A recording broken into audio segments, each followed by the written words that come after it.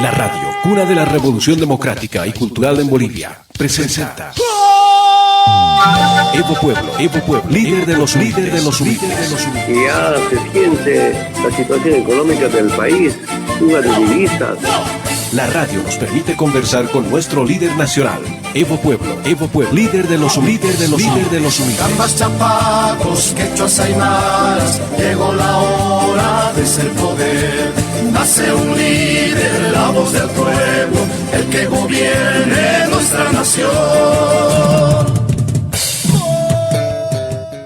Muy buenos días, oyentes, amigos, señoras y señores en todo el país, y a nuestros hermanos que están en las radioemisoras comunitarias y aliadas, una vez más decirles muy buenos días, un abrazo en la distancia desde la tierra de la revolución democrática y cultural en el trópico de Cochabamba. Saludamos también a nuestros hermanos en Argentina, en Brasil, en Europa, en Estados Unidos, en Inglaterra. Tenemos bastante audiencia. A todos ustedes en el ámbito internacional también un gran abrazo, un imainayu hatun napaigui tukuy gangunapaj chirimusan. Está haciendo frío en Bolivia, en toda esta región, y como todos los domingos nos acompaña nuestro hermano presidente Evo Morales, nuestro hermano líder, que todos los domingos con él conversamos en este programa, Evo Pueblo, líder de los humildes. Hermano presidente, ¿cómo le va? Bienvenido, está haciendo frío en el trópico. Buen día, hermano. Muchas gracias, Ramiro. Buenos días a todos los amables oyentes de nuestra emisora. Un saludo desde acá. Evidentemente hace mucho frío. No sé cómo habrá dormido usted, pero yo temblando toda la noche. Igual, presidente. Frío. Me he hecho poner chompita, busito. Amerita, ¿no? Cuando hace frío aquí llega medias. Hasta medias, con chulito y todo. No sé si es por mucho frío o por viejo, ya tengo que poner. No, amerita el frío, presidente. Las temperaturas en la zona andina están llegando hasta menos 6, 7 grados en Potosí, Oruro, en las zonas altiplánicas de nuestro país. Mientras tanto, en el trópico, cuando llega el sur, igual que en el oriente, es bastante notorio el frío, es decir, se siente realmente, llega a los huesos el frío, como dicen nuestros abuelos, el frío es bastante. Presidente, a propósito del frío, se incrementan también, seguramente vamos a tener casos de resfrío, pero ahí tenemos la pandemia, lamentablemente, y las medidas de previsión son importantes. Reiterar a nuestra población que tome todas las medidas de previsión, sobre todo con nuestras medicinas tradicionales, que en prevención son buenos, presidente. Sí, la semana pasada tuvimos una reunión de emergencia, o esta semana que se va, con los 5 alcaldías del trópico de Cochabamba, con las 6 federaciones, con otros sectores sociales como transporte, participación de comités cívicos, para hacer una evaluación cómo estamos en este tema de la pandemia. Información no va creciendo, está parado, pero de todas maneras una decisión conjunta entre las 6 federaciones, como también alcaldías, tomar algunas prevenciones. Primero, se ha decidido que está totalmente prohibido máximas concentraciones en las zonas del trópico de Cochabamba. Segundo, se ha prohibido también fiestas como matrimonios, como cumpleaños, inclusive algunas fiestas nocturnas. Hemos pedido a los alcaldes que puedan prevenir en las noches, pero también se hizo una profunda evaluación que no se puede totalmente parar la actividad comercial, la actividad económica, y había consenso de cómo cuidar la vida, cumpliendo con todas las normas de bioseguridad, pero también cuidar nuestra economía. Reiterarles mediante esta comunicación, frente a la cuarentena rígida de la ciudad de Cochabamba, fin de semana casi masivamente se viene la población de Cochabamba hasta de Santa Cruz a la zona del trópico de Cochabamba. Creo que están los hoteles llenos, acampando en algunos ríos, algunas familias se vienen también a visitar su familia para pasar especialmente sábado y domingo. Y lamento mucho decir, no me gusta mucho, pero es una verdad, que no faltan algunas personas que se dedican en las ciudades al asalto, al robo especialmente, se vienen. Por eso aprovecho esta oportunidad de decir especialmente a la zona del Trópico Chabamba, que conversamos con algunos dirigentes, cómo crear especie de una seguridad comunal, que es de responsabilidad de la Policía Nacional, pero también es importante internamente cómo controlarnos. Hubo quejas, denuncias, que algunas familias o algunas personas, algunas, muy pocas, vienen a cometer abusos como robo especialmente. Se recomienda, por tanto, en lugares estratégicos, en los cruces correspondientes, cómo hacer alguna inteligencia para no tener problemas serios.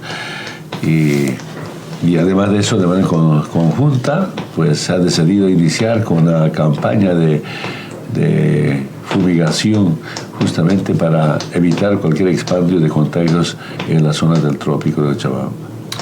En ese orden, vale la pena resaltar el trabajo que desde el Trópico de Cochabamba se viene realizando. Una gran campaña, una masiva campaña de fumigación se ha realizado en los 5 municipios, del cual también ha sido partícipe el hermano presidente Evo Morales, pero junto con esto vienen haciéndose otras diferentes actividades. Anoche, por ejemplo, en el municipio de Sinota ha habido un operativo de control, saliendo a ver que no hayan este tipo de actividades sociales. Lo mismo nos informan que se hace también en el municipio de Virgasama. Esto es parte de las decisiones que se han tomado, presidente, entre los 5 municipios y las 6 federaciones. Al margen de la campaña de desinfección que arrancamos el día viernes, con la participación de las instituciones, inclusive el ejército, transporte, comités cívicos, juntas vecinales, a la cabeza de la mancomunidad de municipios, como también las 6 federaciones, pues otra clase de rastrillajes para evitar concentraciones, especialmente las fiestas, pero hay mucha disciplina, entiende perfectamente la población y sumarse a esta decisión de cómo evitar más contagio. También visitamos con la hermana alcaldesa a la planta que genera oxígeno. Inicialmente ha habido algunas dificultades, hay que reconocer. Hemos superado temas legales, temas administrativos. En la parte operativa, en la parte técnica no había mucho problema. Desde hace 3-4 días ya empieza a producir oxígeno, ¿no? Y saber, siempre se presenta problema de distribución, pero hay oxígeno, inclusive para llevar al interior del país. Entonces, ayer estaba con algunos alcaldes, casualmente me encontré. Uno dice que está bajando, otros están parados, pero eso no significa quedar con manos cruzados, sino seguir en la campaña. Lo más importante, lo interesante en las zonas del trópico, en algunos sindicatos centrales, no sé en qué porcentaje, pero realmente el secretario de salud del sindicato, de la central o de la federación, con sus mates, con algunos expertos en tema de la medicina tradicional, inclusive algunos alcaldes contrataron expertos en temas de medicina tradicional. Ayer estaba con el ejecutivo de la Federación de Carrasco. A media semana de la semana que viene se van a ir con algunos productos al Valle Alto a hacer canje, trueque con medicina tradicional, y retornará. También creo algunos compañeros van enviando jengibre, por ejemplo. Y hay pedido de matico. Interesante este trueque de producto a producto, como especie de solidaridad para atender las demandas que tiene el pueblo. Tema de prevención, inclusive en la primera fase del contagio, es posible combatir. Es posible combatir con la medicina tradicional. Y yo me acuerdo, y comento por segunda vez, ¿qué dicen algunos compañeros en las mañanas? En vez de decir buenos días, que dicen, hermano, ¿has tomado tomate? Es el saludo, interesante. Claro, todos, bueno, no les preocupe lo que está pasando, no solamente en Bolivia, sino en todo el mundo. Algo que me gustaría también comentar, aprovechando el comentario que hace el hermano Evo sobre el tema de la prevención. Hace unos días, la semana anterior, estuvimos en San Ignacio de Mojos, conversando con la gente también este tema de la prevención que hacen nuestros hermanos. El tema de las medicinas, los medicamentos tradicionales son muy utilizados, inclusive en estas regiones. Yo preguntaba, ¿y qué es lo que utilizan? Y la gente decía, utilizamos bastante medicamento tradicional, o sea, medicina tradicional, hierbas naturales. Decía, ¿y qué utilizan ustedes? Lo que nosotros utilizamos bastante, decían ellos, eucalipto. ¿Y cómo es que llega? Además llega jengibre hasta estos lugares en el departamento del Beni. Y me pregunta, ¿y cómo es que aquí no hay eucalipto? Nos llega eucalipto desde la zona andina. ¿Y sabe cuánto cuesta, hermano presidente? Dice, un mechoncito de eucalipto, un agazón de eucalipto, cuesta hasta 20 bolivianos. Es decir, este aspecto de solidaridad, presidente, creo que es muy importante que desde el trópico se pueda multiplicar, como lo hemos hecho en el pasado con el trópico solidario. Creo que es un ejemplo, presidente, ¿no? Interesante la iniciativa de nuevos dirigentes, que es parte de una campaña justamente para combatir esta pandemia. Y va llegando jengibre, al trópico, ya llega Vira. Eso no es producto del trópico, claro, del valle, especialmente yo diría del altiplano. Quienes hemos vivido en el altiplano, en el valle, conocemos como de niños, cuando no había hospitales ni postas sanitarias, no conocíamos médicos, nos curábamos con lampaya, con Vira. Son nuestros productos, somos parte de eso. Y nuestras madres, nuestras abuelas, nuestros padres van retomando esta medicina.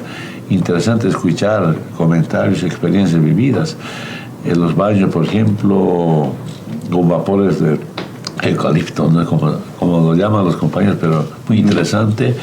Y es una combinación entre la medicina natural, tradicional, pero también cuando ya estaba la segunda, tercera fase con contagio, en la tercera fase ya es especialmente la medicina que viene de conocimientos científicos. Claro.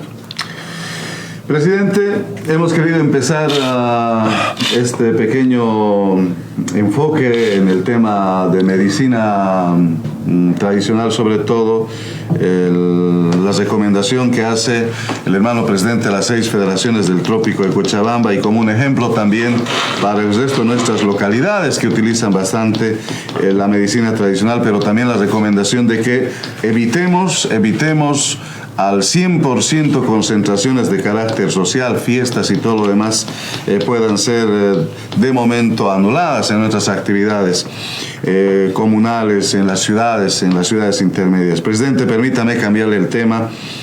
En Bolivia estamos viviendo un contexto, después del golpe de Estado, vienen revelaciones e información, declaraciones que conocemos, usted sabe bastante, está muy bien informado, pero también hay implicados internacionales. De a poco ha habido un tal Elon Musk que hace declaraciones en sentido de que lidien con los golpes de Estado. Se conoce que en Estados Unidos ha habido declaraciones, Inglaterra ha metido en esto, y se conoce últimamente una implicancia desde Ecuador con el expresidente Lenín Moreno. Presidente, ¿cómo ve, cómo analiza, cómo recibe esta información de lo que aconteció en nuestro país con personalidades y países, gobiernos internacionales? Bueno, sabíamos y estuvimos convencidos que tarde o temprano se ratificaba lo que denunciamos sobre el golpe de Estado. Ahora, seguramente ya no es, quién sabe, no es importante hacer algunas investigaciones científicas sobre el golpe de Estado. Entre golpistas ahora se delatan. ¿Quién es el más golpista? ¿De dónde vienen las propuestas para asumir la presidencia de un gobierno de facto? Entre ellos se denuncia, ¿no? Y tiene que ver ese momento, ¿no? Lamentablemente, porque algunos medios de comunicación tratan de ocultar la verdad, pues hubo alguna confusión en algunos sectores sociales. El pueblo tiene memoria. La historia negra del golpe está escrito para nuestra historia y para las futuras generaciones. Y como usted decía, los autores, los que impulsaron el golpe de Estado también dijeron oportunamente, sí hemos participado en el golpe de Estado por tema de litio. Sí hemos participado o hemos financiado el golpe de Estado. No solamente dicen congresistas de Estados Unidos, sino también de Inglaterra. Pero lo más importante también, empresas privadas transnacionales como dueño de Tesla, y están en los documentos, están.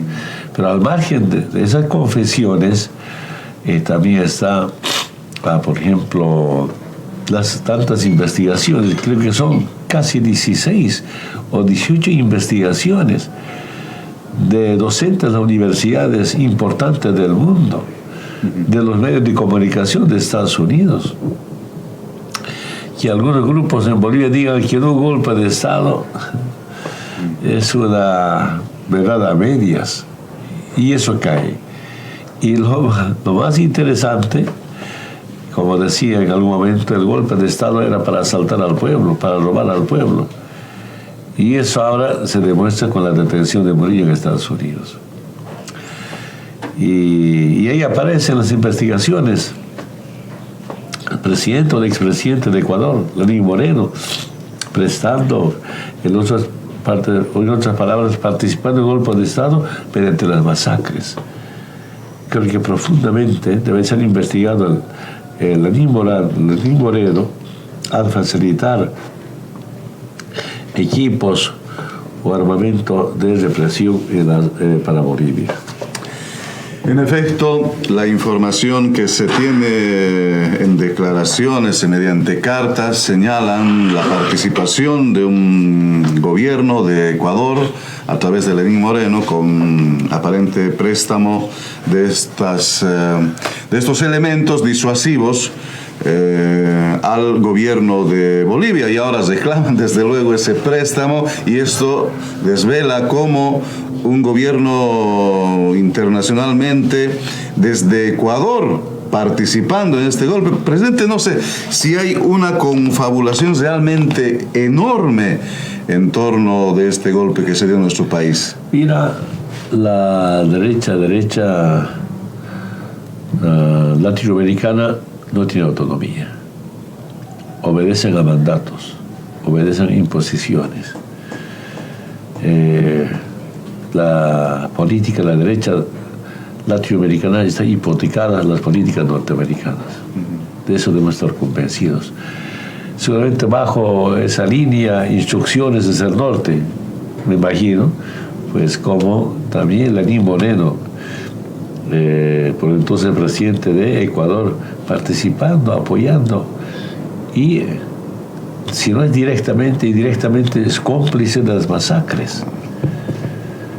Y organismos internacionales, instituciones defensoras de derechos humanos también tienen que tomar cartas en el asunto para frenar y que no haya más presidentes o expresidentes cómplices de golpes de Estado y las masacres, pero también a los asaltos al Tesoro General de la Nación. Las informaciones ahora, repito nuevamente, entre golpistas se denuncian cómo se llevaron la plata del Banco Central de Bolivia. Se denuncian cómo hicieron sus empresas en el extranjero. Es decir, realmente se confirma el asalto al Estado o el golpe de Estado era para robar al pueblo. Y personalmente tengo mucha autoridad para denunciar esto, porque durante un año, por instrucción de autoridades del gobierno de facto, pues investigaron a Evo, a Álvaro, a todos los ministros, ¿no? Y no encontraron nada. ¿Y qué van a encontrar? ¿Ah? La semana pasada, creo, hace 2 semanas, anunciaba, incluso dijeron desde Argentina, un obispo disfrazado, que yo tenía cuentas bancarias en el Vaticano. ¿Quién podía creer eso? Y la misma Iglesia Católica después aclarar todo, desmentiendo. Y cuando yo estaba en Argentina, quería conocer a ese cura. No había ese cura. Y los argentinos decían, era un señor, un civil se disfrazó de cura para denunciar que llevo todavía cuentas bancarias en Estados Unidos, pero en el Vaticano. Tantas mentiras. ¿Qué mentiras se iba montando? Porque lamentablemente la derecha boliviana no tiene una política, no tiene visión de país, no tiene un programa, ¿no? Ni una política sobre Bolivia, no es un programa. Es la profunda diferencia que tiene el movimiento al socialismo con el instrumento político o las unidades de los pueblos frente a la población boliviana. Es el único movimiento político que tiene visión de país, que tiene un programa más allá del bicentenario. Y eso debatimos con los ex dirigentes, ex asambleístas.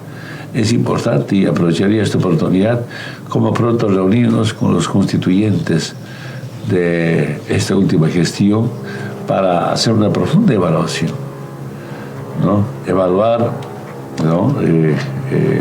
Los resultados de nuestra revolución democrática cultural. Años pasan, hay nuevas generaciones, hay nuevas reivindicaciones, pero también hay profundo sentimiento por la patria.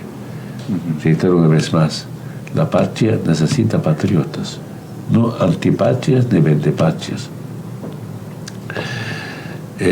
Podemos profundamente debatir también lo que está pasando ahora en América Latina, o en Sudamérica por lo menos. Abordaremos ese tema, hermano presidente, porque el siguiente tema que se viene es justamente que tiene que ver con los cambios que se vienen registrando en Perú, aunque todavía en Perú hay una situación un tanto que ponen en duda, porque siguen, el órgano electoral no da oficialmente los resultados, en fin. Pero antes de pasar a ese tema, hermano presidente, me gustaría hacer la siguiente consulta en función de toda esta investigación, de estas declaraciones que ahora entre los golpistas van indicando. Seguramente habrá mucha tela que cortar todavía, habrá que esperar, pero hay implicancias tanto internas en Bolivia como externas según van apareciendo. ¿Qué nos toca a los bolivianos? Esperar con paciencia, pero hay gente también que pide justicia, van aclarándose un poco más. La gente pide, en verdad, la gente que tiene personas fallecidas pide justicia y que los responsables vayan a pagar la responsabilidad que tengan. Presidente. Hay muchas manifestaciones de carácter público, de sectores sociales, de regiones, que haya justicia. Ese está en manos de la justicia. Esperamos que la justicia sea justa. Esperamos que la justicia haga justicia. Yo quiero nuevas revelaciones, nuevas investigaciones, nuevas declaraciones, son aportes para identificar de dónde viene el golpe, cómo viene el golpe, quiénes son los golpistas. Ya sabe el pueblo boliviano y como también el mundo entero. Repito, eso corresponde a la justicia boliviana y pues todos a contribuir que haya justicia. ¿Para quién se quiere que haya justicia? Para que nunca más haya otro golpe de Estado. Que sepa el último golpe de Estado, el año 1981, de 81, 91, 2001, son como después de 30 años vuelve el golpe de Estado. Entonces, antes, casi cada año hay golpe. Cada año había 2 golpes, 3 golpes de Estado. Y esa vez se investigó profundamente a García Meza, a Arce Gómez, se paró, ahora vuelve. Entonces, el pedido de justicia no solamente es como un acto de justicia con los heridos, con los fallecidos, o con los detenidos, con los refugiados, sino también es un acto de nunca más vuelva esta clase de violencias, de acabar con la democracia en Bolivia. Y cuando se cuestiona permanentemente a Luis Almagro y su equipo, que son responsables también del golpe de Estado, es también para defender la democracia en América Latina, no solamente la democracia en Bolivia. Por tanto, todos debíamos hacer este seguimiento, este seguimiento para bien de la democracia. Lo más importante es cómo entender la democracia. La derecha también proclama democracia, pero ellos quieren la democracia para privatizar los recursos naturales. Eso no es ninguna democracia. Eso no es escuchar al pueblo. Esa es la profunda diferencia que tienen los movimientos sociales, especialmente nuestro movimiento socialismo, instrumento político por la soberanía de los pueblos. Nosotros queremos democracia para hacer respetar los derechos colectivos, no solamente los derechos individuales. Mientras que la derecha, para la derecha, usa la derecha a la democracia para fines de grupos y no para las mayorías, ¿no? Y eso es parte del debate latinoamericano. Estamos en el programa Evo Pueblo, líder de los humildes, como todos los días domingos, reiterando el agradecimiento a todos los medios de comunicación comunitarios, a nuestros aliados, a Teleestrellas, en la ciudad del Alto, bajando también nuestra señal a través de los canales de televisión que tenemos en el país. Presidente, hablemos de las elecciones. El Perú ha estado haciendo mucho seguimiento del Perú, hermano presidente. Algo histórico, inédito, yo diría, lo que pasó en Perú. A ver, primero, haciendo seguimiento de resultados del conteo oficial. Una mañana a las 3, 4 de la mañana, 3 de la mañana, veo festejando los hermanos peruanos. Y aquí algo interesante, festejando con huipala. Sí. Ahora la huipala se ve en Perú, en Chile, en Colombia, casi en todas partes del mundo, en Europa, en Estados Unidos. Para mí, la huipala se ha convertido como símbolo de sublevación, de rebelión, pero también como emblema de integración para la liberación de los pueblos. A esa conclusión llego. Y no sé si hicieron mal o bien la derecha en atentar contra la huipala. Ahora hay movimientos sociales llamados por huipala en Europa, especialmente escuché en América Latina, y cuando sale a la marcha de protesta con huipala, cuando se rima con huipala, a eso digo, huipala como símbolo de sublevación y rebelión, pero también como emblema de integración de los pueblos para la liberación. Muy interesante. Hasta en Colombia. En Colombia, está en Chile, casi en todas partes del mundo. Ni qué decir en Argentina. Cuando llegué, huipalas en edificios. No solamente en la caminata, en las calles, en las concentraciones, me refiero antes de que llegue esta pandemia.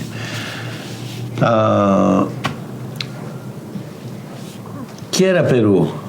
Chile, Colombia. Eran los países más cuidados por el imperio norteamericano, más mimados, si el término exacto, países como modelo del imperio, del capitalismo. Ahora en esos países hay rebeliones del pueblo.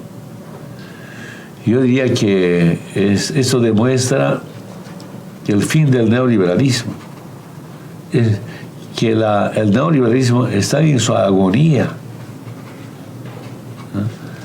Por eso la rebelión. Y nuevamente también quiero ratificar los movimientos sociales, acompañados con profesionales patriotas, profesionales que luchan también por la soberanía de un Estado y por la dignidad del pueblo, pues no solamente están por una reivindicación de carácter social, sino están por cambios estructurales. que en algunos países de Sudamérica, inclusive de Europa, ahora levante Estado plurinacional, que algunos movimientos sociales, no son todos por supuesto, reconocemos, sabemos, pero ya es pedido de que haya como Chile plurinacional, América plurinacional. Yo sigo convencido. América plurinacional planteado por Ecuador, por Venezuela, Argentina, Bolivia, es algo inédito, ¿no? Es para cambiar, ¿no?, el sistema que tanto oprime. Entonces viene Perú, por lo menos que yo sepa, vuelve los pueblos en Perú después de 30 años de neoliberalismo, rebelión a ese modelo económico impuesto por el imperialismo, impuesto por el Fondo Monetario Internacional. Es lo que está pasando en Perú. Ciudad Lima, seguramente el Casco Viejo, tan conservadores, pero no solamente llegan los reformistas, sino los revolucionarios para cambiar ese Estado colonial. Y las propuestas del presidente electo Pedro Castillo con otras propuestas del 2005, enormes coincidencias. Si el pueblo pide eso. Mira, en Colombia, yo diría es el país más protegido por Estados Unidos como su modelo, como una luz del imperio desde Colombia para América Latina. Y hay tanta rebelión, y sigue la rebelión en Colombia. ¿Qué significa eso? Que ese modelo económico neoliberal ha fracasado. La guerra contra las drogas ha fracasado en Colombia. En Colombia 9 bases militares, una inversión, ¿no?, mucha plata, su pretexto de erradicar el terrorismo y el narcotráfico. Entonces, la falsa guerra a las drogas es un rotundo fracaso. Es otro mecanismo de control, ¿no?, control político, sobre pretexto de lucha contra el narcotráfico.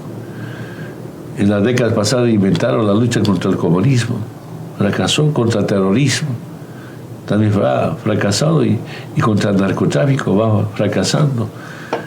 Entonces ahí que estas políticas de intervención o intervencionismo usando el narcotráfico también van fracasando, pues se rebelan. Nos faltan algunos escritores como Vargas Llosa, tanto condenaba a los movimientos sociales, a los partidos de izquierda de América Latina. Pero yo diría en Perú el peor perdedor es Vargas Llosa, ¿no? Pierde ante las políticas del imperio, pero también pierde ante las políticas del pueblo peruano. ¿Por qué digo eso? Él ha sido candidato contrincante de Fujimori padre, ha perdido. Y públicamente condenaba tanto la candidatura de Fujimori, hija de Keiko, ¿no?, en las pasadas, pero ahora apoyando, pero igual pierde. Si quién le puede creer a Vargas Llosa por vuestros libros que tanto ha escrito. Escribirá libros sobre los conservadores, sobre los opresores, pero nunca tiene una lectura de la situación política peruana, la situación cultural, social, económica del pueblo, de ese pueblo profundo, del Perú profundo, del movimiento indígena, desconoce. Esa es la profunda diferencia que tenemos. Por eso este triunfo en Perú es cambia, yo diría, la configuración geopolítica en América Latina.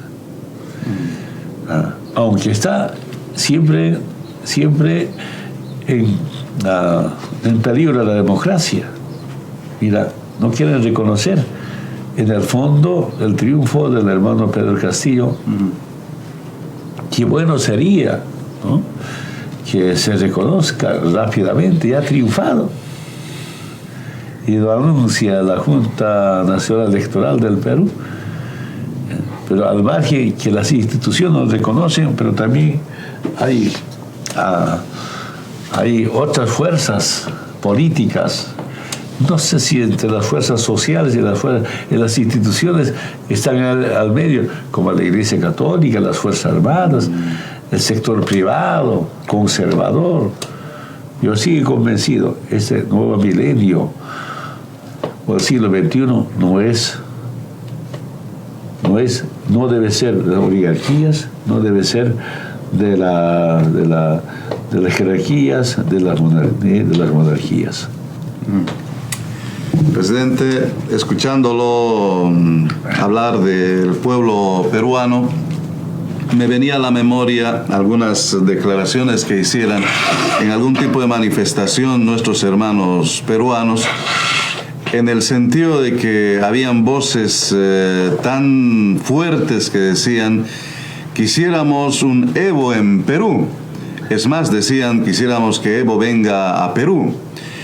Como una forma de reivindicación y una profunda forma de clamar un cambio en este país, y resulta que llega el profesor y el pueblo peruano, desde los orígenes que tiene Perú, nuestros hermanos del sur del Perú reclaman esto y llegan. Hay manifestaciones como las que teníamos en Bolivia, hermano presidente, y es algo que realmente uno dice: Perú, el pueblo peruano que requiere cambios, ahí está. Y esto es lo que probablemente estamos viendo. Usted dice muy bien, hay una rebelión. Despierta el Perú empobrecido, el Perú que necesita presidente, el pueblo peruano. Y por qué no decir cómo esto puede replicarse desde Bolivia también a nivel de otros pueblos en América Latina. No se trata de Evo. Yo también escuché en algunos medios de comunicación, en redes sociales, que necesitamos Evo. No, acá se trata de la unidad del pueblo. Así es. Y esa es nuestra experiencia. Y aprovecho esta oportunidad, hermanas y hermanos, si realmente somos militantes, simpatizantes de nuestra revolución democrática y cultural, es tan importante la unidad. No es Evo, Evo es complementario, es parte de esa unidad. Unidad,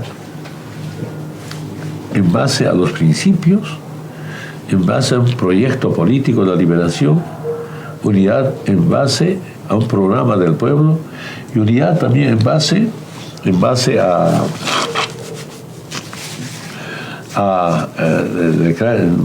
nuestra cultura, nuestra identidad, porque somos tan diversos. Entonces, unidad en la diversidad, pero también unidad en la adversidad. Esa es nuestra experiencia. Y ahora, ¿de dónde vienen las políticas económicas? Vienen los mitos sociales, las nacionalizaciones. ¿Y de dónde vienen las privatizaciones? Eso viene del capitalismo. Esa es nuestra profunda diferencia. Hace un momento decía, ¿no?, la derecha también proclama la democracia para privatizar. Eso no es democracia. Privatizar no es democracia, ¿no? Claro, cuando a la derecha le va bien en las elecciones, ¿no?, usted está bien, no hay ningún cuestionamiento. Pero cuando le va mal a la derecha en las elecciones, ya es golpe de Estado, ¿no? Dicen fraude, hasta el Trump en Estados Unidos. Claro, allá hay dos derechas. Uno tal vez sea más racista, fascista, otra derecha más clasista. Esa es la diferencia en Estados Unidos.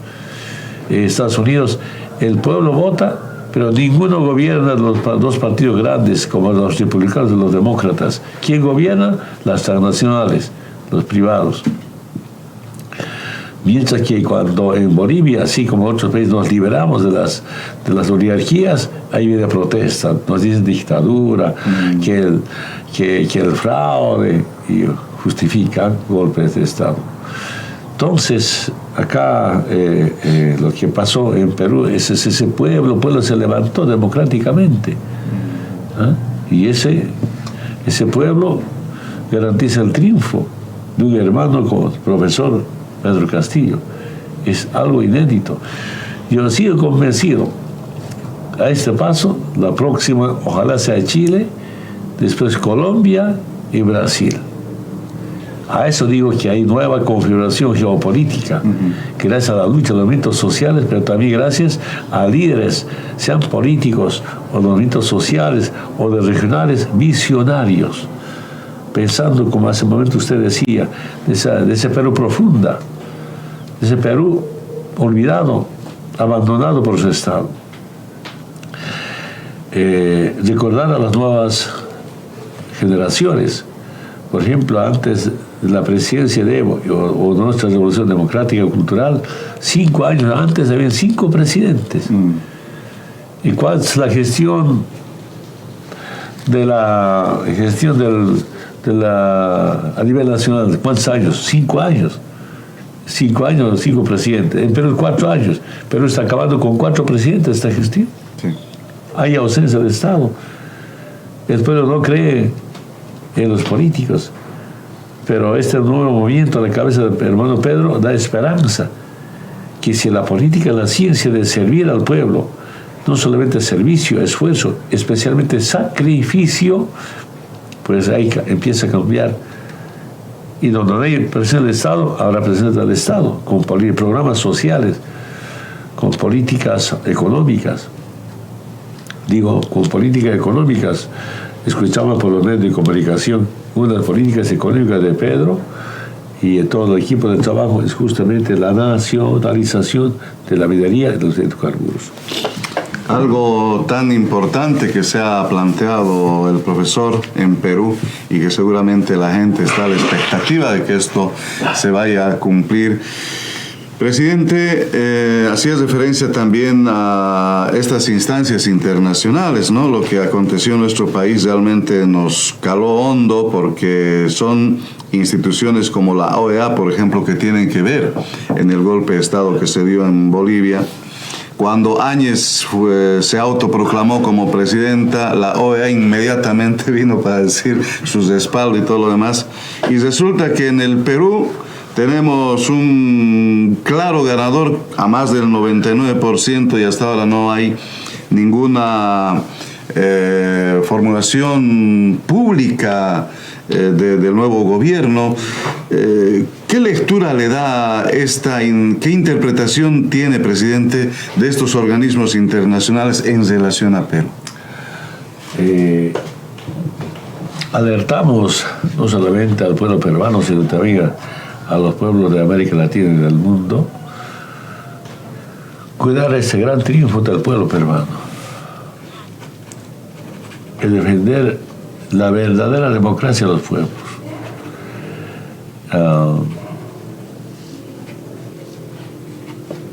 Sabe el pueblo peruano, pero también el mundo entero, ese Perú profundo gana las elecciones. Después de 30 años de neoliberalismo en Perú, aquí también una profunda diferencia. En algunos años Perú crecía económicamente, pero ese crecimiento económico era para un puñado de personas. No había redistribución de la riqueza. Ese crecimiento económico era para la oligarquía peruana, no era del Estado. Ese es el modelo económico del neoliberalismo, si el término exacto. Y nosotros, ¿qué hicimos en Bolivia? Nacionalizando, hemos contado con empresas públicas, industrias públicas, ampliar el aparato productivo y que las utilidades de nuestras empresas sean para el pueblo. Ahí viene la redistribución de la riqueza. Eso nos ha permitido la reducción de la extrema pobreza. Me recuerdo un dato, por ejemplo, nos dejaron con 38.2% de extrema pobreza, 2005, y dejamos a Bolivia con menos de 15% de extrema pobreza. Esta reducción de la extrema pobreza en nuestra gestión es conocido por la comunidad internacional, por organismos internacionales. Entonces, se demuestra que hay otro modelo económico opuesto al modelo económico del neoliberalismo, pero también con este tema de la pandemia. Los que pedían mercado, ahora dicen Estado. ¿Cómo cambiaron? Como ahora, por ejemplo, yo diría, inclusive el presidente de derecha están pensando impuestos por las fortunas. Nuestro hermano Lucho presidente ya está implementando. Ya hay una ley. ¿Cuánto se recaudará? Pero ya hay una norma. Es decir, Bolivia no estaba equivocado. Después de que terminamos con el 21 sobre 60, que era la madre de las privatizaciones, ¿no? Una sumisión abierta al imperialismo norteamericano. Entonces, Ramiro, que es una forma de hacer política para bien de la humanidad, es una forma de hacer política, que la política es como ciencia de servicio, pero una política por la vida. Luchamos por la vida. Trabajamos por la vida, que pasa por la igualdad, por la dignidad, pero también eso tiene que tomar en cuenta la interacción, la unidad de nuestros pueblos. Repito, en este momento es tan importante asumir esta no sé si, por lo menos anunciando la defensa de ese gran triunfo del pueblo peruano. ¿Por qué digo la amenaza permanente de las democracias? Los pueblos, cuando ganamos democráticamente, no quieren reconocer. Porque ustedes se preguntaban, Luis Almagro, al golpe, en horas ya reconocía Estados Unidos. Y este triunfo del pueblo peruano, pasan días, pasa ya una semana, o más de una semana. No reconocen nada. Como, que seguía el conteo oficial. Lo mismo pasó pues el día de las elecciones del año pasado, 18 de octubre. En Boca de Urna tenía que informar a las 8 de la noche, nada. Y a las 12 de la noche en Boca de Urna. De 8 a 12, 4 horas nos hace sufrir el Tribunal Supremo Electoral. Y de manera sospechosa renuncia a su presidente como Salvador Romero. ¿Que para qué era? ¿Cómo en ese momento montar tal vez un fraude? Eso era. ¿Qué dijo los medios de comunicación? De las encuestas, como si es Mori, ¿no? En encuesta decía, no va a ganar en primera vuelta el MAS, va a haber segunda vuelta, y en segunda vuelta va a ganar Comunidad Ciudadana. ¡Qué mentira! Lamentablemente ese es el comportamiento de algunos medios de comunicación. Por eso decía la semana pasada, para mí, algunos medios de comunicación sometidos a las políticas norteamericanas es peor que la bomba atómica, que cada día destroza la mente de las nuevas generaciones. De paso, las redes sociales, que no sé si se dice la verdad, yo sigo convencido, comunicación como sinónimo de la liberación. Comunicación debe ser más efectiva, más emotiva inclusive, comunicación más educativa para la liberación de la gente humilde, de la gente pobre. Esa es comunicación. Aquí hay una especie de una triangulación, el capitalismo, los medios de comunicación y las guerras, que las guerras vienen de los países no industrializados y se financian mediante las guerras. Guerra, comunicación de la derecha del imperio. Presidente,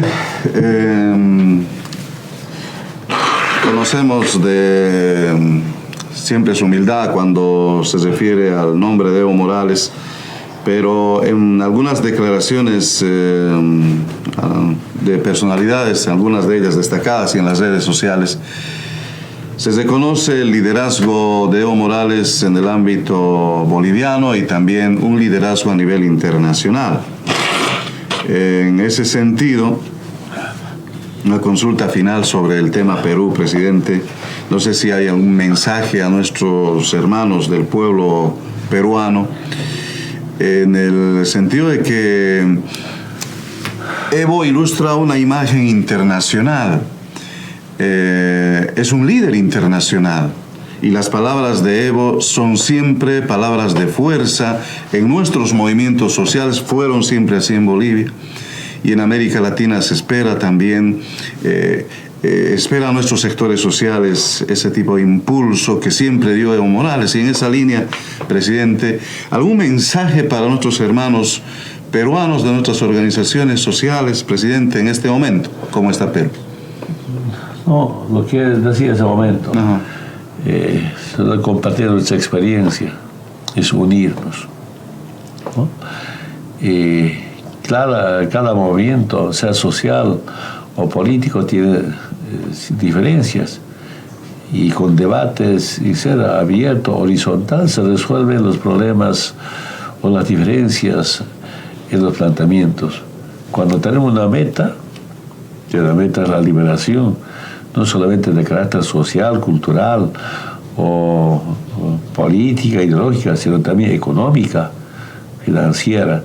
Si es la meta, pues nos entendemos perfectamente. Y lo que a veces perjudica son las ambiciones personales. Lo que perjudica a veces esta clase de procesos como el nuestro son intereses de grupos, ¿no? Y entran al juego de la derecha, con mensaje netamente de la derecha. Aquí una vez demostré de dónde viene el término del jefazo, viene del imperio, mediante Tuto Quiroga. Se lo leí en sus twitters de Tuto Quiroga, dedazo del jefazo. ¿De dónde viene el dedazo del jefazo? Del imperio. Y algunos compañeros, tal vez por falta de información, repiten eso, ¿no? Para poder dividirnos. Entonces, en este momento, pues, los gobiernos que están con su pueblo, los movimientos sociales, los políticos, todo el apoyo para consolidar el triunfo del pueblo peruano. No podemos abandonar al pueblo peruano. Su triunfo quién sabe, no con mucha diferencia, pero de ese pueblo, quién sabe, históricamente abandonado por 30 años.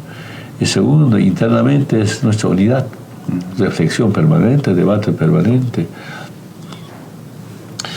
Esta madrugada estaba escuchando que siempre llegan algunas grabaciones. Algún compañero dice, y lamento mucho, que está en función de gobierno, un técnico creo, un partido nace y muere. Eso será en la derecha. Pero si revisamos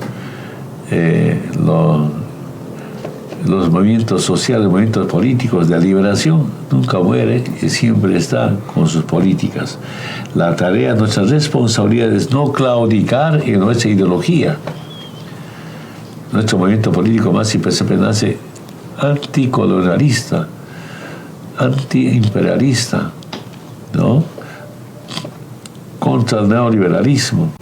Nunca podemos claudicar, y es nuestra tarea como cuidar.